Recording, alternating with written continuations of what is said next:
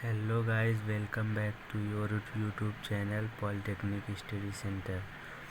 तो गाइस, आज के वीडियो में हम बात करेंगे मैथ्स के चैप्टर 2 के, जिसका नाम है डिटर्मिनेंट। देखिए गाइस, लॉगरिथम के लेक्चर में थोड़ा लेक्चर्स ज़्यादा हो रहे थे, तो जिसके कारण हम वीडियोस की लाते रहेंगे, बट आपको नॉर्मली जो क्वेश्चन सॉल्व करने होते हैं उसको तो हमने बता ही दिए हैं, तो आप उसकी चिंता मत करिएगा। हम मैथ्स की भी वीडियो लाते रहेंगे, क्वेश्चंस के, एग्जाम्पल्स के, अच्छे अच्छे एग्जाम्पल्स के। लेकिन सिलेबस थोड़ा पीछे चल रहा था, इसी कारण हम चैप्टर 2 को भी स्टार्ट कर रहे हैं। तो गाइज़, बिना किसी देरी के वीडियो स्टार्ट करते हैं। वीडियो स्टार्ट करने से पहले आप चैनल को सब्सक्राइब कर दीजिए, बेल आइकन को प्रेस कर दीजिए, वीडियो को लाइक कर दीजिए और कमेंट करके ज़रूर बताइएगा आपको वीडियो कैसी लगी। तो गाइज़, वीडियो स्टार्ट करते हैं। तो सेकेंड चैप्टर है डिटर्मिनेंट। डिटर्मिनेंट, इसकी डिफिनेशन देख लीजिए। Determinants are arrangement of n cross n number may be real, imaginary और complex in equal number of rows horizontal line and columns vertical lines enclosed between a pair of bar bracket. देखिए, इसका कहने का क्या मतलब है। Determinant arrangement of n cross n number का arrangement होता है, ठीक है। वो रियल भी हो सकते हैं, इमेजनरी भी हो सकते हैं, कॉम्प्लेक्स भी हो सकते हैं, ठीक है। और देखिए, सबसे ज़रूरी बात, इन इक्वल नंबर ऑफ रोज़, मतलब जो उसकी रो होगी वो इक्वल नंबर होनी चाहिए, और वट जो हमारी कॉलम होगी वो भी इक्वल होनी चाहिए, समझे। देखिए, जब डिटर्मिनेंट और मैट्रिक्स में बहुत से बच्चे होते हैं कंफ्यूज हो जाते हैं। तो देखिए, डिटर्मिनेंट और मैट्रिक्स दोनों के बीच का डिफरेंस क्या होता है। डिटर्मिनेंट में equal number of row, equal number of column होनी चाहिए, और मैट्रिक्स में इक्वल नंबर ऑफ रो और कॉलम ज़रूरी नहीं है कि इक्वल होनी चाहिए, ठीक है। देखिए, रो को हम लोग हॉरिजॉन्टल लाइन भी बोलते हैं, कॉलम को हम लोग वर्टेक्स लाइन भी बोलते हैं, ठीक है। इसी तरह आगे चलते हैं। देखिए, हम आते हैं, इसमें और भी लिख सकते हैं। दे आर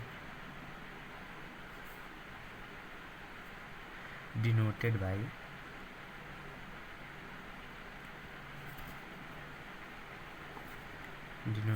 a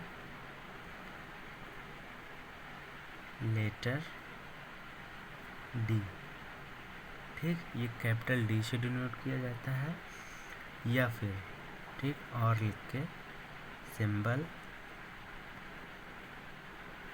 सिंबल किससे, डेल्टा से, ठीक है।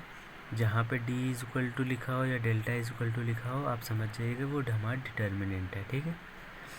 हम आगे चलते हैं। अब जैसे एक एग्जांपल ले लेते हैं छोटा सा। जैसे मान लीजिए D is equal to bar bracket A1 B1 A2 B2, ठीक है। देखिए, अब हमारी रो क्या होती है, इधर से इधर, ठीक। ये हमारी, चलिए इस पे लिख देते हैं रो, ठीक है। और जो इधर से इधर चलती है ये हमारी कॉलम होती है, ठीक है। जो ऐसे ऐसे चले वो कॉलम, और ऐसे ऐसे जो चले वो रो। बहुत ज़्यादा बच्चे कंफ्यूज हो जाते हैं कि रो और कॉलम के बीच में, सबसे ज़्यादा यही ऑब्जेक्टिव में पूछा जाता है, ठीक है। तो सबसे पहला पॉइंट इसमें क्या हो जाता है, number of row is equal to number of column.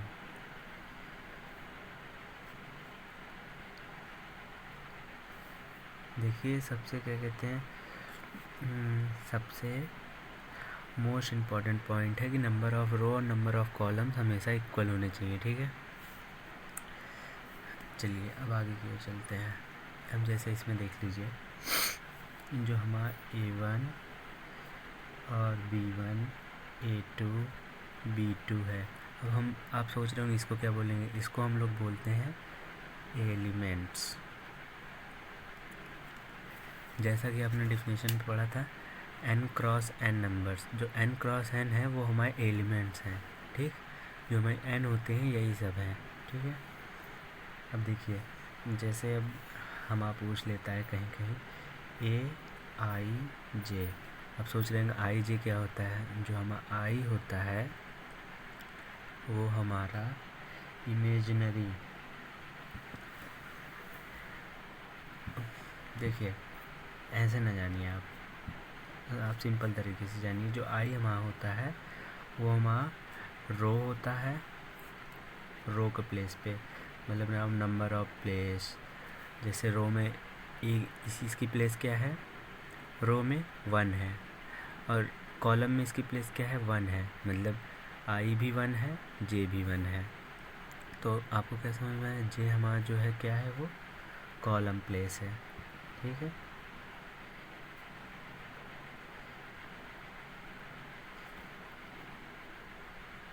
Column place, ठीक।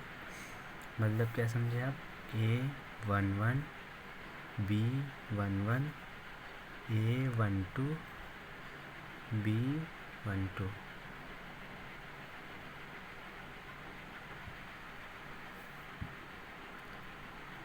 ठीक है। अब आगे की ओर चलते हैं, ठीक है गाइस।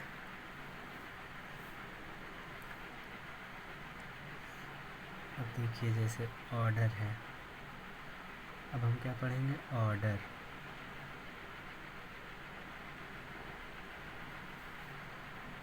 ऑर्डर किसका किसका, 2x2 का ऑर्डर, ठीक। 2x2 हम डिटेल में पढ़ेंगे, एकदम डिटेल में पढ़ेंगे, ठीक। 2x2 की डिटर्मिनेंट हम एकदम डिटेल में पढ़ेंगे।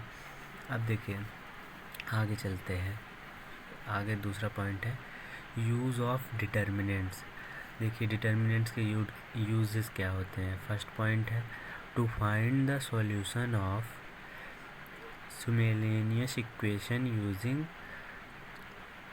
क्रैमर रूल, ठीक। अब जैसे आप सोचते हैं क्रैमर रूल क्या होता है, जैसे 2 वेरिएबल जिसमें होते हैं, ठीक है।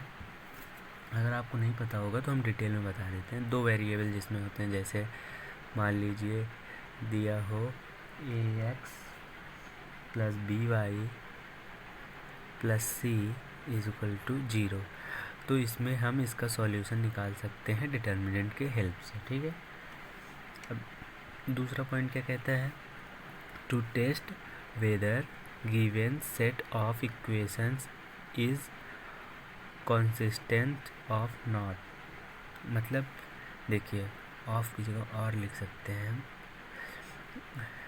टू टेस्ट मतलब हम टेस्ट कर सकते हैं जो हमारे सेट की इक्वेशन दी है वो कंसिस्टेंट है या नहीं है, ठीक है। अब जैसे आप सोच रहे होंगे जो मतलब 2 लाइन के बीच की जो पैरेलल लाइन है या नहीं है, 2 लाइन जो है, जैसे 2 लाइन दी रहती है वो उसके बीच पैरेलल लाइन है या नहीं, और क्या कहते हैं वो कहाँ इंटरसेक्ट करेगी या नहीं करेगी, ये सब पता कर सकते हैं, ठीक है। सेकंड पॉइंट समझ में आ गया। Third point two decide whether the given matrix is singular और नॉन सिंगुलर। मतलब हम डिसाइड कर सकते हैं डिटर्मिनेंट के हेल्प से जो मैट्रिक्स हमारी दी हुई है वो सिंगुलर है या सिंगुलर नहीं है, ठीक है। और फोर्थ पॉइंट क्या है, टू टेस्ट वेदर और not a matrix has an inverse. जैसे एक मैट्रिक्स दी है तो हम ये पता कर सकते हैं इसका इन्वर्स होगा या नहीं होगा। बहुत से बच्चे कंफ्यूज होते हैं कि इस मैट्रिक्स का इन्वर्स कैसे निकालें, वो हम मैट्रिक्स में बता देंगे, आपको चिंता करने की ज़रूरत नहीं है। लेकिन यहाँ पे सबसे ज़्यादा ये पूछता है कि वो मैट्रिक्स का इन्वर्स निकाल भी सकते हैं या नहीं। बहुत से बच्चे उसमें निकालने में कंफ्यूज हो जाते हैं, निकालते रह जाते हैं, जबकि उसका इन्वर्स निकलेगा ही नहीं। तो इसी तरह हम पता कर सकते हैं डिटर्मिनेंट की हेल्प से, ठीक है। तो थोड़ा आगे की ओर चलते हैं, डिटर्मिनेंट ऑफ साइन, ठीक है। अब डिटर्मिनेंट में साइन कैसे कैसे होते हैं, ठीक है। देखिए 2x2 का ऑर्डर बता रहे हैं हम, जैसे D इज इक्वल टू दिया हो, ठीक है, तो D इज इक्वल टू हमारा प्लस फिर माइनस फिर माइनस फिर प्लस, ठीक है। अब जैसे आपको एक सिंपल लेके और एक दिखा देते हैं 3x3 की ऑर्डर की, ठीक है। D इज इक्वल टू मान लीजिए, तो कैसे उसमें चलता है, प्लस माइनस प्लस, ठीक। फिर क्या चलेगा, माइनस प्लस माइनस, ठीक है। फिर क्या चलेगा, प्लस माइनस प्लस, ठीक। साइन ऐसे ही चलेगा, आपको तो याद ही होगा बहुत से, ये तो नॉर्मल चीज़ है, बेसिक चीज़ है, ठीक है। तो ये साइन का हो गया। अब क्या लिखा है, माइनस एन कोफैक्टर, ठीक है। अब हम आपको बताएंगे माइनस और कोफैक्टर क्या होता है, ठीक।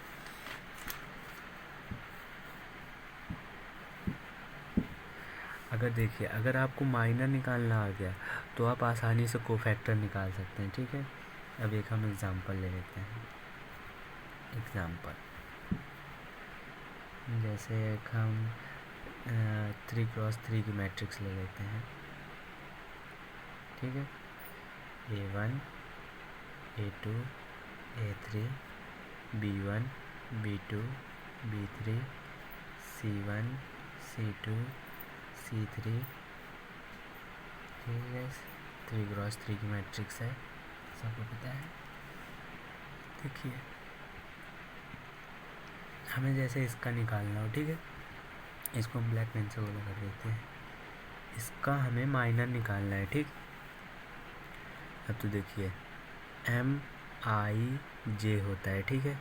तो अब देखिए I की वैल्यू क्या है, 1 है, मतलब फर्स्ट रो में है, कॉलम फर्स्ट है, तो मतलब J की वैल्यू 1 होगी, मतलब M11 का निकालना है, ठीक है। हमें चलिए दिखा देते, M11 इज इक्वल टू, अब इसका देखिए हम क्या करेंगे, ये जो है इसके सामने जो रो है उसको छुपा देंगे, और इसके सामने जो कॉलम है उसको छुपा देंगे। तो हमारे पास क्या बचा, B2 C2 B3 C3, ठीक है। ये बचा हमारे पास, तो ये हम लिख लेंगे B2 C2 B3 C3, ठीक। ये हो गया, ये हमारी क्या हो गई, M11 की मतलब माइनर, A11 का माइनर ये हो गया, ठीक है। अब जैसे आप एग्ज़ाम्पल में ले लीजिए, अब आप सोच रहे होंगे अगर हमें B11 मतलब B11 का B12 का निकालना हुआ, चलिए ये तो सरल है, आप ऐसे मुंह बंद कर लेंगे, ऐसे बंद कर लेंगे, निकाल लेंगे। अगर ये बीच वाले का निकालना होगा, ठीक है, बीच वाले का बता देते हैं हमें एग्ज़ाम्पल।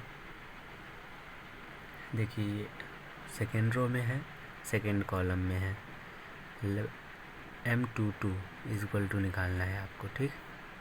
तो कैसे निकालेंगे, देखिए हम क्या करेंगे, इसके सामने मतलब ये बंद हो गया और इसके सामने ये बंद हो गया, तो आपको क्या दिख रहा है, A1 C1 A3 C3, ठीक है।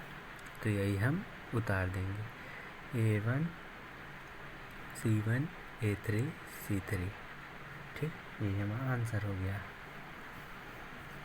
अब देखिए इतना जान लीजिए, एक क्या कहते हैं 3x3 के मैट्रिक्स में हमारी 9 माइनर होते हैं, ठीक है। समझ में आ रहा है सबको, देखिए एक 3x3 के मैट्रिक्स में 9 माइनर होते हैं, आराम से आप भी गिन सकते हैं। जब आप जानते हैं 3 3 या 9 एलिमेंट है तो 9 तरह के माइनर होंगे, जाहिर सी बात है। अब देखिए, अब चलते हैं कोफैक्टर की ओर। हमने जैसे आपको बोला था कि अगर आपको माइनर आ गया तो कोफैक्टर आराम से आ जाएगा। अब देखिए एक सिंपल फार्मूला याद कर लीजिए, CIJ is equal to -1 I + J into MIJ। देखिए समझ में आ रहा है। अब देखिए जैसे हम मान लीजिए C22 का निकालना है, अभी पहले ही निकाले थे, तो देखिए -1 का -1 ही रहेगा, ठीक है। I की वैल्यू 2 है, J की वैल्यू 2 है, 2 + 2 इंटू M इसकी क्या वैल्यू थी, 2 2, ये भी है, ठीक है। तो हम देखिए C22 इज इक्वल टू ठीक है। 2 2 जा 2 + 2 4 हो गया। -1 की पावर अगर 4 करेंगे इंटू m22 करेंगे तो क्या आएगा, C22 इज इक्वल टू -1 की पावर अगर 4 करेंगे तो प्लस में 1 आएगा। तो प्लस में 1 अगर m से मल्टीप्लाई हो जाएगा तो यही बचेगा। तो मतलब क्या निकला, C22 is equal to m22। ठीक है, मतलब ये दोनों बराबर हो गए। अब देखिए कंपलसरी नहीं है ये हर बार बराबर हो। अब मान लीजिए एग्जाम्पल ले लेते हैं, इसको फॉर्मूला है तो इसको हम अच्छे से ब्रैकेट में रख लेते हैं। आपको नोट चाहिए होगा आप कमेंट कर दीजिएगा, या फिर हमारे व्हाट्सएप पे आप कमेंट कर दीजिएगा तो हम आपको वहाँ पे नोट्स दे देंगे PDF के तौर पे, या फिर आप ऐसे ही साथ में बनाते चल सकते हैं। अब देखिए C12 ले लिए हम, ठीक है। -1 की पावर i का क्या दिया है, 1 + 2 है, ठीक, इंटू m12, ठीक है। अब देखिए क्या हो गया, C12 इज इक्वल टू -1 की पावर 3। अब देखिए किसी का क्यूब करेंगे, -1 का क्यूब करेंगे तो -1 ही आएगा, तो माइनस में m12 हो जाएगा मल्टीप्लाई करके। समझ में आया, मतलब कोफैक्टर इसका माइनस। और जब अब आप सोच रहे होंगे m22 कहाँ से वैल्यू निकालेंगे, तो देखिए C22 is equal to m22 की वैल्यू निकाले ही थे हम लोग पीछे, क्या आई थी, A1 C1 और क्या था A3 C3। ये हो गया, ठीक है, समझ में आ गया, इज इक्वल टू m22। ठीक, इसी तरह से निकालते हैं कोफैक्टर और माइनर। ठीक है, इतना तो गाइस आप लोग को अच्छे से समझ में आ गया होगा। तो अब हम लोग आगे चलते हैं वीडियो में। अब देखिए अगली हेडिंग पे चलते हैं, हाउ टू सॉल्व डिटर्मिनेंट। मतलब आप डिटर्मिनेंट सॉल्व कैसे करेंगे। अब आते हैं क्वेश्चन की ओर। अब हम मैट्रिक्स लेते हैं 2 × 2 की, ठीक है। हमने शुरू में ही बताया था, हम डिटेल में पढ़ेंगे 2 × 2 की मैट्रिक्स। इसी तरह 3 × 3 की भी होती है, बस उसमें थोड़ा सा आगे हम बताते जाएंगे अगले लेक्चर में। देखिए जैसे आपको दिया हो एलिमेंट ABCD, ठीक है, तो हम कैसे निकालते हैं, delta is equal to AD - CB, ठीक है, क्रॉस मल्टीप्लिकेशन। समझ में आ गया आपको, सिंपल सा है, ये हो गया, ठीक है। इसको हम लोग और एक बोलते हैं शारूस रूल, हाँ, ठीक। अब देखिए, अब जैसे मान लीजिए 3 × 3 की मैट्रिक्स है, हाँ, ये थोड़ा सा आपको हार्ड पड़ेगी, अच्छे से समझिएगा इसको। डेल्टा इज इक्वल टू 3 × 3 की मैट्रिक्स हमें दी हो, ABC DEF GHI, ठीक है, ये दिया हुआ। हाँ, अब देखिए हम क्या करेंगे, पहले फर्स्ट एलिमेंट लेंगे, ठीक। फर्स्ट एलिमेंट लेंगे तो इसको बंद करेंगे और इसको बंद करेंगे, ठीक। तो हमारा क्या बचेगा, ए, फिर क्या कहते हैं मैट्रिक्स बना लेंगे हम लोग, ठीक। जिसको लेंगे वो बाहर रहेगा, फिर मैट्रिक्स बन जाएगी, मतलब बार ब्रैकेट, सॉरी मैट्रिक्स नहीं, बार ब्रैकेट। फिर जो बचा था EFHI बचा था ना,